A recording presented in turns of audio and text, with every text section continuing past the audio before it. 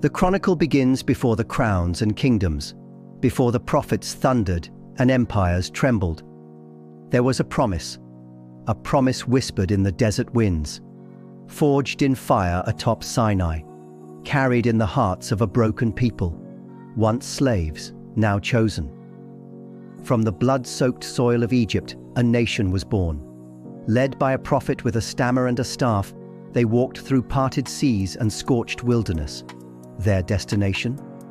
A land sworn to their fathers, Abraham, Isaac, and Jacob. But the land was not empty.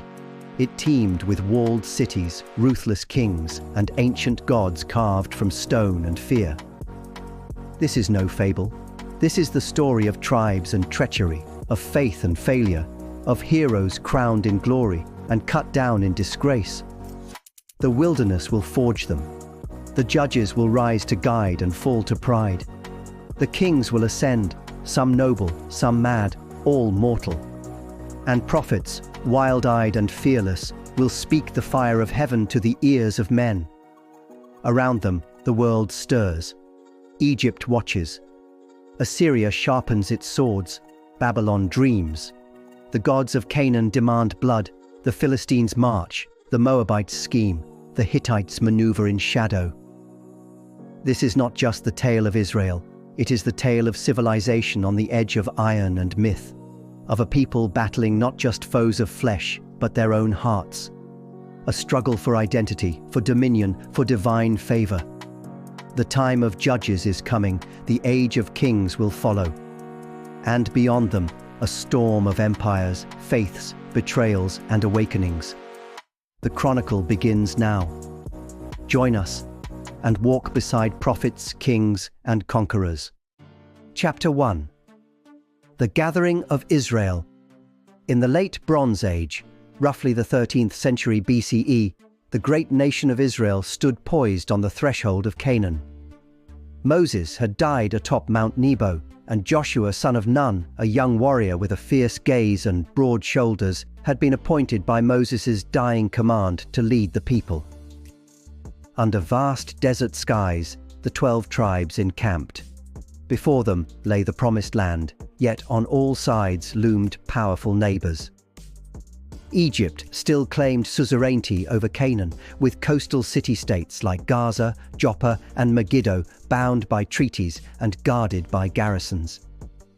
But Egypt's grasp was loose, and the inland highlands, silent and unsettled, lay open before Israel. In this tense moment of transition, tens of thousands of Israelite tents stretched across the valley. The air was cool, the sky a deep purple, and all awaited the words of their new leader. Joshua, tall of stature and strong of arm, stood before the Ark of the Covenant. His eyes, sharp as a hawk's, swept the horizon.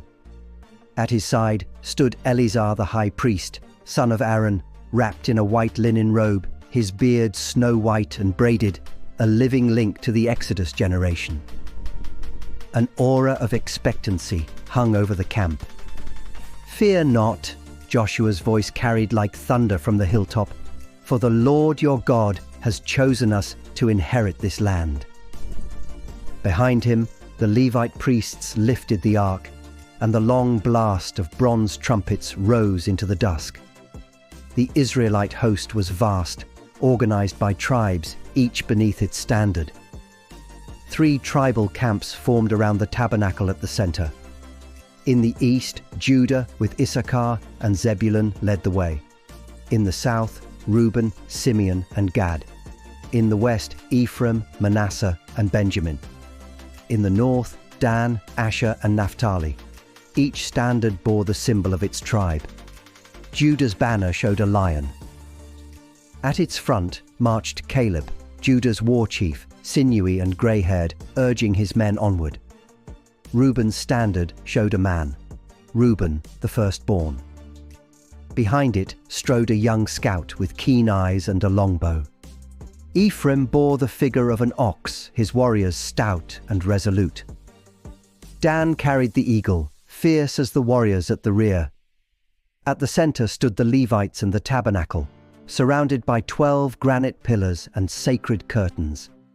Here, Eleazar and his sons tended to the flame and guarded the ark, while priests prepared incense and anointing oil.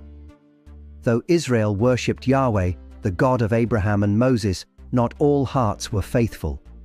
Some carried carved Asherah poles or amulets of Baal, secret sins tucked beneath cloaks.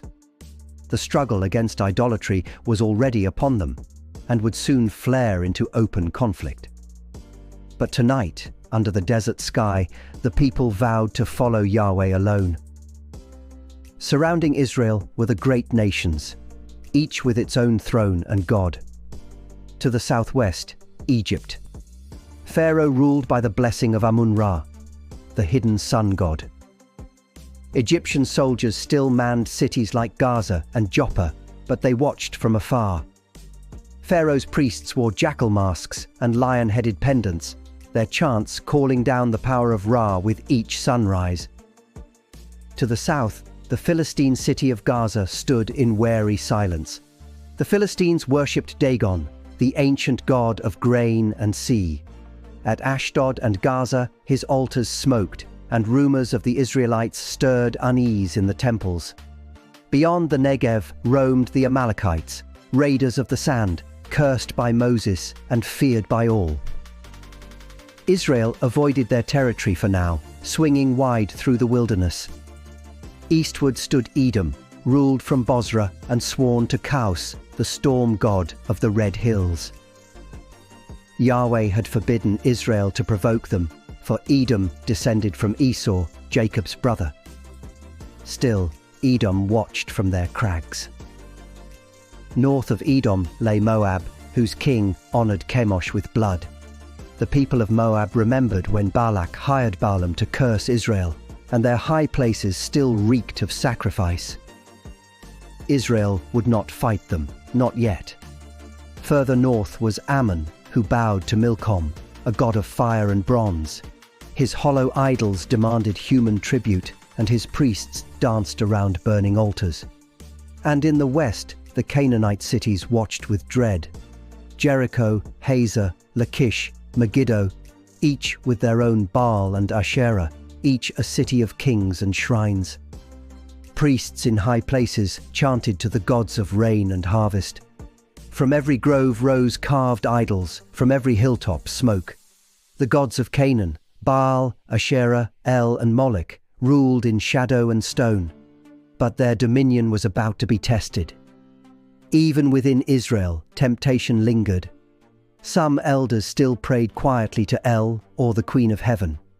Some warriors carved the lightning bolt of Baal onto their blades. Joshua knew this, but tonight Israel stood united. They had not yet crossed the Jordan, but their feet pressed against destiny. Their leader was appointed.